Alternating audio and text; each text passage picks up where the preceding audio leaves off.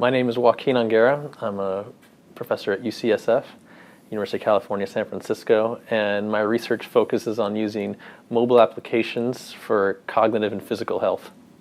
And my research involves a study that I'm deeply involved with, which involves using a mobile tablet, so an iPad, and a video game on it that we call Evo.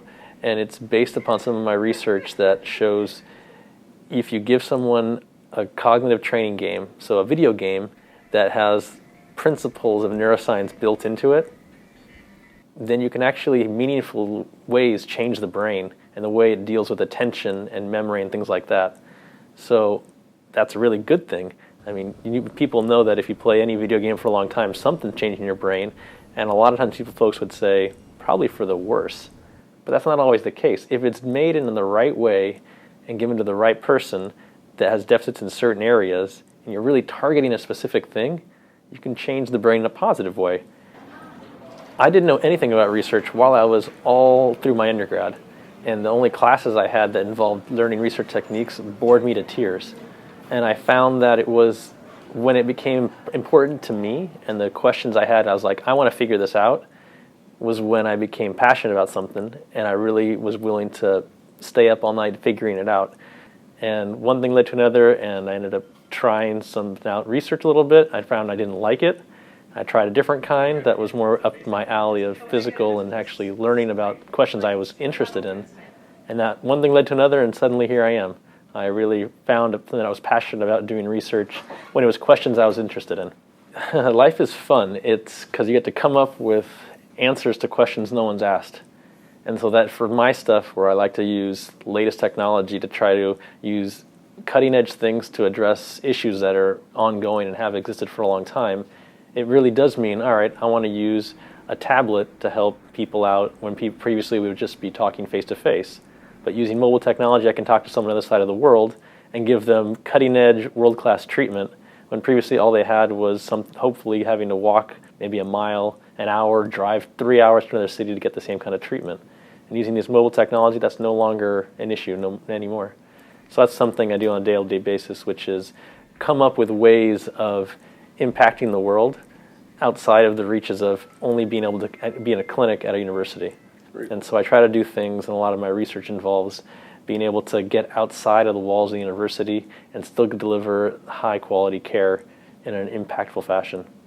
And so what you saw in the room was me giving an iPad to kids, one of them that has a very specific mental problem called sensory processing disorder, where they have all of their senses are heightened, and it makes it really tough for them to focus or concentrate.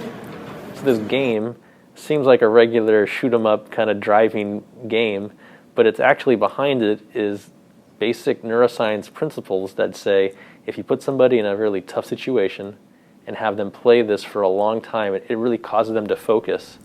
And the focusing process triggers certain circuits in your brain that help you focus. And the idea is, all right, just like going to the gym and doing so many sets or weightlifting, you use the same circuitry over and over again and really push it, well, then you might actually cause a meaningful change in the brain that lasts for a while. And some of my previous research has shown that these effects can last for up to 6 months without doing anything at all if you really tax the brain the right way. And so that's what we're trying to do, is look at some of these kids that have problems and really try to hone in their attention using just simple video games rather than giving them a blunt instrument like a medication, which can be really useful, but maybe you can do it in a more selective fashion with lower doses, or maybe none at all if you're doing it the right way. And then imagine people actually want to do this because they're fun. It's just like anything else. The video game industry has been really powerful in getting people hooked in and playing. It's very meaningful, rewarding, and people enjoy it. Well, why couldn't taking your medicine be fun too? I come from a very bizarre background to get where I am right now. It's very non-traditional, but in many ways that's ended up being a strength of why I've been successful in what I have been doing. And so there's nothing wrong with trying out a lot of different things, seeing what fits, and then continuing down that path.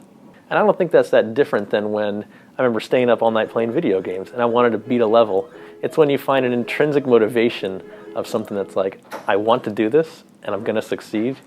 That's when you know you're on the right path. If you're doing something that you're like, God, I cannot wait for the end of the day, then it's probably not up your alley, and especially for research, it's not going to be worth your while.